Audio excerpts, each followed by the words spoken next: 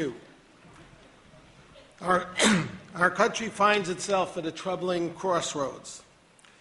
We confront challenges from forces that are opposed to its very existence as the nation our founders created. These forces are secular and religious and are poised to attack the foundations of our nation at home and abroad.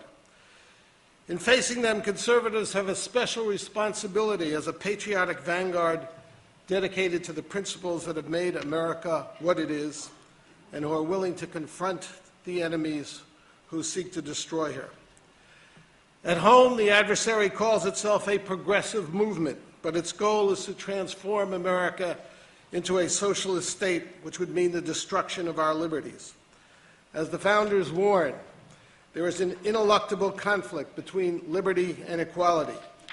You cannot make men equal without taking away their freedom.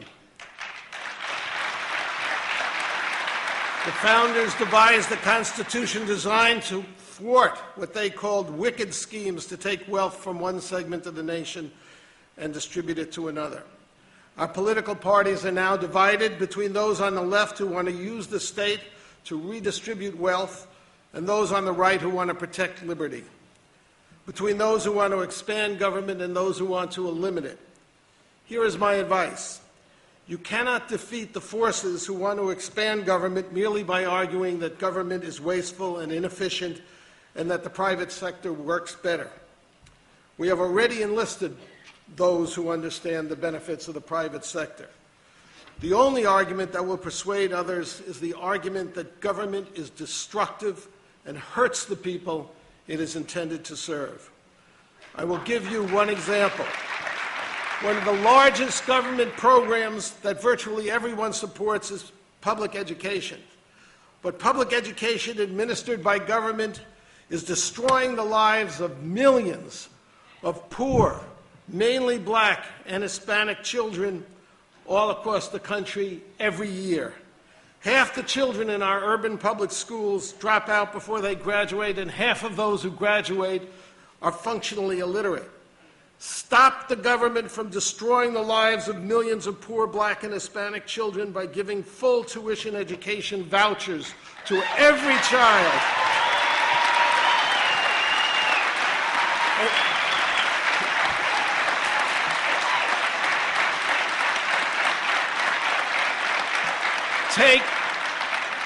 Take government out of the school business. Vouchers are the civil rights movement of the 21st century.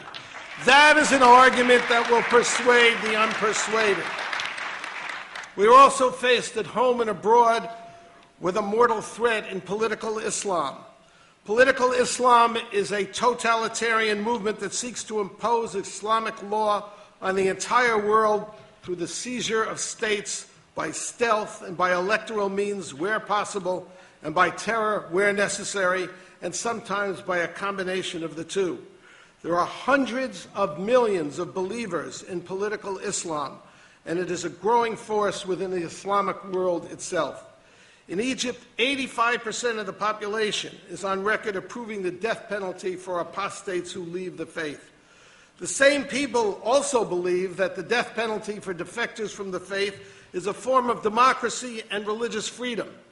There is nothing new in this contradiction. Communist totalitarians also worked through the electoral process, wherever possible, and through violence when necessary. They called their police states people's democracies. They created the Soviet Constitution was described by its creators and by progressive movements that defended it around the world as the most democratic constitution in the world. The Muslim Brotherhood, which is the fountainhead of political Islam and has spawned 12 terrorist armies, including al-Qaeda and Hamas, is a political force in Egypt that is also willing to participate in elections and in the civil institutions of society. The Holy Land Foundation was a creation of the Muslim Brotherhood and the largest Islamic charity in America until it was raided by the FBI and put on trial in Texas for funding the terrorist organization Hamas. One of the documents seized in a concealed basement at the Foundation headquarters and put into evidence by the FBI was the Muslim Brotherhood's plan for America. The stated goal of this plan was, quote, to destroy the American civilization. The plan called for the building of a secret leadership in America and for the creation of a series of Muslim Brotherhood fronts that would appear to be participants in America's democracy until the time came when and where force would be necessary to accomplish the Brotherhood's goals. When I read the document, it reminded me of the communists in America who were on trial for conspiring to overthrow the government, which they surely were, but who described themselves as Jeffersonian Democrats. I knew several of them personally, including one who went underground to prosecute the violent revolution. Thanks to the imprudent tolerance of our courts, their convictions were all overturned. The front groups that the Muslim Brotherhood set up were identified in the captured document as the Muslim Students Association, the Islamic Society of North America, the Muslim American Society, and the Council on American Islamic Relations, or CARE. CARE was set up to be a so-called civil rights organization whose purpose was to use the American Constitution to advance the aims of the Muslim Brotherhood. The Communist Party had several similar fronts, including the Emergency Civil Liberties Committee and the Committee for the Protection of the Foreign-Born. The late Mahbub Khan was an American Muslim, a member of the Muslim Brotherhood and one of the founders of the Muslim Students Association. He was also instrumental in creating the Islamic Society of North America. Mahbub Khan's widow today sits on the board of one of the regional organizations of CARE. Mahbub Khan also founded 3 mosques in California, which preached the totalitarian doctrines of the Brotherhood. In 1993, Mahbub Khan and one of his mosques hosted the blind sheikh, Abdul Rahman, just 2 months before the sheikh's terrorist group blew up the World Trade Center for the first time, killing 6 people and wounding more than 1,000. In 1995, Mahbub Khan and his mosque in Santa Clara, California, hosted a fundraiser for Ayman al-Zawahiri, a member of the Brotherhood and the number 2 man in al-Qaeda after Osama bin Laden. The Muslim Brotherhood has been wildly successful in its plan to become part of America's civil culture and to infiltrate the institutions of America's civil governments, including the White House, and both political parties, and the conservative movement as well. Suhail Khan is the proud son of Mahbub Khan and his protege, as he is also the protege of the convicted terrorist Abdul Rahman al-Moody.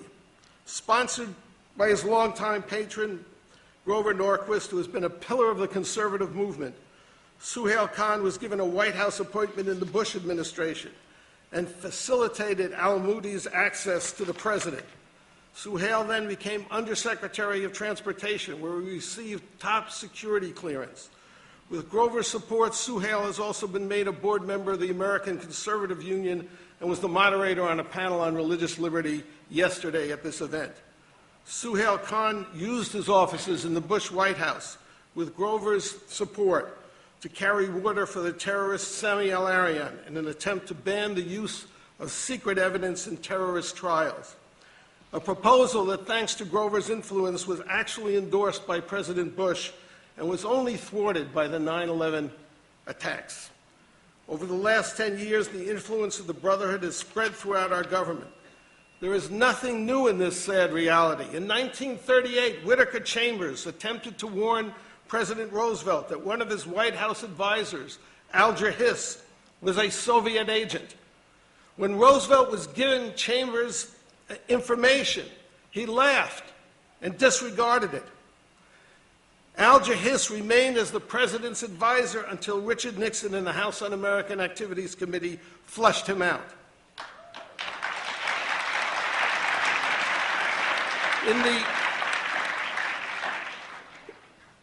In the midst of the current crisis in Egypt, our biggest ally in the Middle East, both Secretary of State Clinton and the present Director of National Intelligence have given the Muslim Brotherhood an imprimatur as a peaceful, moderate, and democratic organization.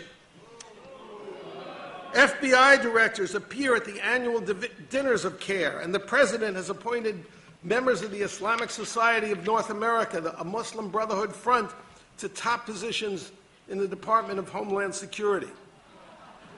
Frank Gaffney has been the courageous bringer of the bad news about Grover and Suhail Khan to the board of the American Conservative Union. Many good conservatives on the board have refused to believe the evidence of Suhail's Brotherhood allegiances and agendas. They are of the opinion that Suhail's public appearances with Al-Moudi and the Muslim Brotherhood fronts took place a decade ago, and that he doesn't promote violent agendas. I understand this. My parents were communists in the heyday of Stalin. The party's slogan was not "Bring on the dictatorship of the proletariat" or "Revolution now," but that is what they believed, and that is what they wanted. The slogan of the Communist Party in the heyday of Stalin was peace, jobs, and democracy. As for the question of whether Suhail Khan believes now what he openly said then, my answer is this. When an honest person has been a member of a destructive movement and leaves it, he will feel compelled to repudiate it publicly and to warn others of the dangers it poses.